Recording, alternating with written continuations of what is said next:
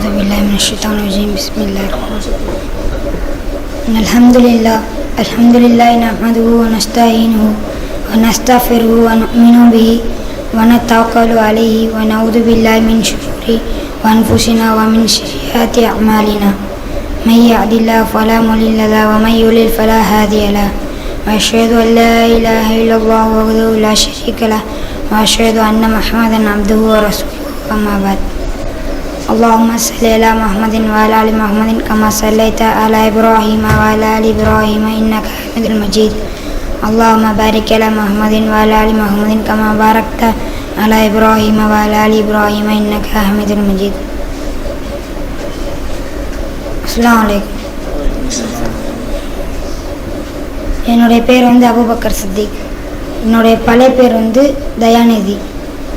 என்னுடைய தங்கச்சி பேர் மாலினி. இப்போ உள்ள பேர் ஆயிஷா சித்திகா. என்னுடைய அம்மாவுடைய பேர் ரேவதி. இப்போ உள்ள பேர் சாலியா ஃபாத்திமா. எங்கள் அப்பா ஊர் தாத்தங்கார்பேட்டை, திருச்சி சைடு. நான் அங்கே தான் கொஞ்சம் பிறந்து அங்கே தான் கொஞ்சம் வளர்ந்தேன். அங்கே வளர்ந்து கொஞ்ச நாள் அங்கே தான் இருந்தேன்.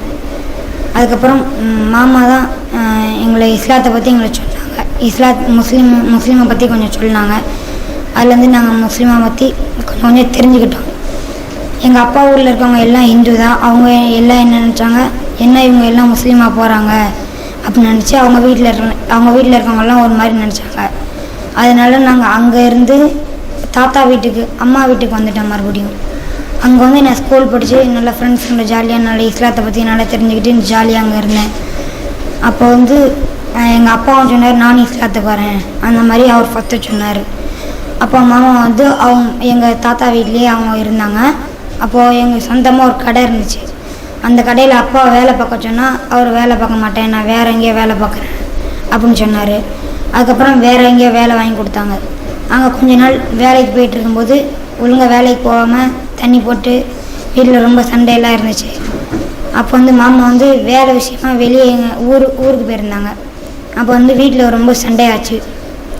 அப்போ மாமா மறுபடியும் இந்த மாதிரி அப்பா முஸ்லீமாக மாற சொன்னாங்க. அவங்க இந்த மாதிரி நான் முஸ்லீமாலாம் மாற மாட்டேன் அந்த மாதிரி சொல்லிகிட்டு இருந்தாங்க. அப்புறம் வீட்டில் ரொம்ப சண்டையாச்சு.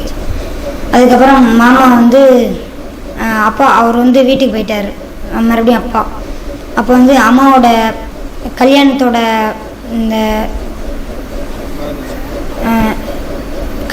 இந்த திங்ஸ் எல்லாம் அந்த ஊர்லேயே தான் இருக்குது. அதை போய் எடுக்கிறதுக்காக மறுபடியும் போகும்போது பெரிய சண்டையாச்சு. அந்த ஊரில் இருக்கவங்க குடும்பத்தில் இருக்கவங்க எல்லாம் சண்டை வந்துச்சு. நீங்கள் எதுக்கு போகிறீங்க அந்த மாதிரி சொல்லி சண்டை வந்துச்சு. அதுக்கப்புறம் நாங்கள் மறுபடியும் இங்கே வந்துட்டோம். அம்மா ஊருக்கு என்னை திருச்சி அல்குதா ஹாஸ்டலில் சேர்த்தாங்க. அங்கே நான் ஹாஸ்டலில் படித்தேன். அங்கே படித்து நல்லா இஸ்லாத்தை பற்றி கொஞ்சம் தெரிஞ்சுக்கிட்டேன். அங்கே தெரிஞ்சுக்கும் போது இந்த மாதிரி பிரச்சனை ஆனோன்னே மறுபடியும் நான் அங்கே படித்து முடிச்சுட்டு வந்துட்டேன். மறுபடியும் என்னை காயல்பட்டினம் தவா சென்டர்னு அந்த இடத்துல படிக்க வச்சாங்க. அங்கே நான் ஒரு வருஷம் படிச்சுக்கிட்டு இருந்தேன். அங்கே தான் தெரிஞ்சிச்சு என்ன மாதிரி நிறைய பேர் இஸ்லாத்துக்கு வந்திருக்காங்க. அவங்க ரொம்ப கஷ்டத்துலேருந்து இஸ்லாத்துக்கு வீட்டில் இருக்கவங்க எல்லாத்தையும் விட்டுட்டு இழந்து வீட்டில் எல்லாத்தையும் விட்டுட்டு வந்திருக்காங்க அப்படின்னு நினச்சி நாங்கள் அங்கே படிச்சுக்கிட்டு இருந்தேன். அப்போ மாமா இங்கே படித்து முடிச்சதுக்கப்புறம் உமராபாத் போய் படிக்கலாம் அப்படின்னு சொல்லிகிட்டு இருந்தாங்க. அப்புறம் அங்கே முடிச்சுட்டு நம்ம உமராபாத்தில் படிச்சுட்டு இருந்தேன். இப்போ லீவுக்கு தான் இங்கே வந்திருக்கேன். எனக்காக துவா செய்யுங்க எங்கள் குடும்பத்துக்கும்.